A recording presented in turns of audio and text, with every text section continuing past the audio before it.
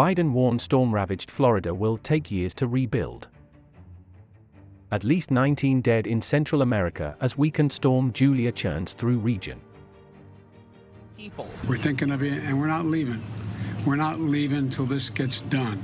I promise you. Former Hurricane Julia has dissipated, but is still drenching Guatemala and El Salvador with torrential rains Monday after it re-emerged in the Pacific following the pounding of Nicaragua. At least 19 people were reported dead as a direct or indirect result of the storm. Guatemala's Disaster Prevention Agency said 5 people died after a hillside collapsed on their house in Alta Verapaz province, burying them.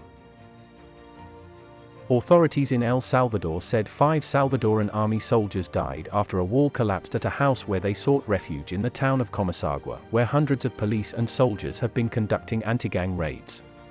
Another soldier was injured. 2 other people died in the eastern El Salvador town of Guatagiagua after heavy rains caused a wall of their home to collapse. Another man in El Salvador died when he was swept away by a current, and another died when a tree fell on him.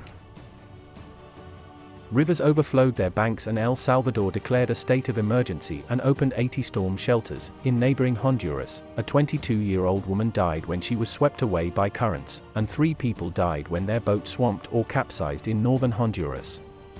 A man in Nicaragua was killed by a falling tree.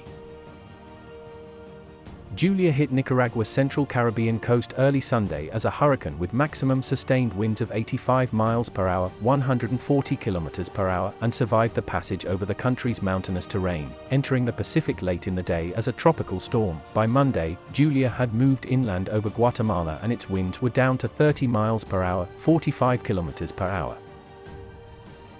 The U.S. National Hurricane Center said Julia was centered about 80 miles, 125 kilometers, west-northwest of Guatemala City, and was moving west-northwest at 15 miles per hour, 24 kilometers per hour. The center said floods and mudslides were possible across Central America and southern Mexico through Tuesday, with the storm expected to bring as much as 15 inches, 38 centimeters, of rain in isolated areas.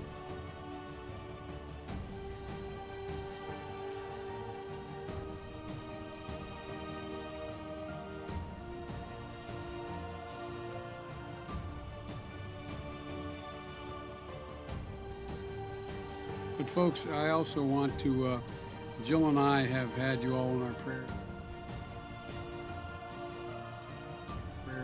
and I mean that sincerely. And we're here today because we wanted to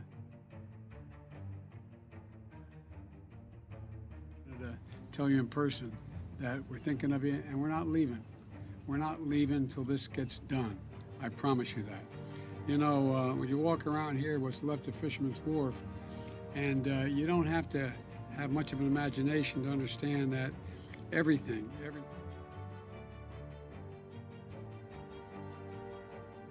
this historic, titanic, and unimaginable storm just ripped it to pieces.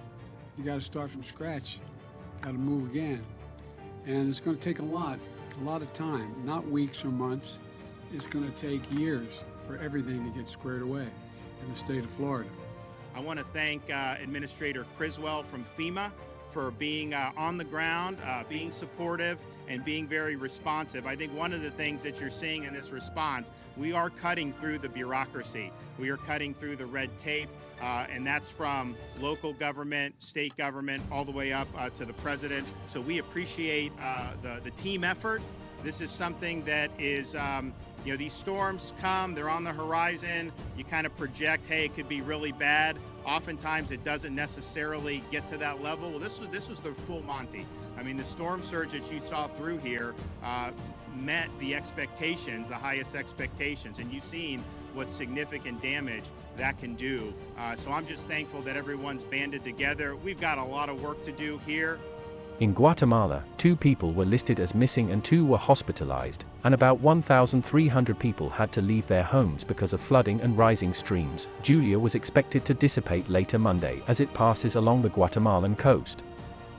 Colombia's National Disaster Agency reported Sunday that Julia blew the roofs off several houses and knocked over trees as it blasted past San Andres Island east of Nicaragua. There were no immediate reports of fatalities. In Nicaragua, Vice President Rosario Murillo told TN8 television that 9,500 people had been evacuated to shelters. the island that they love.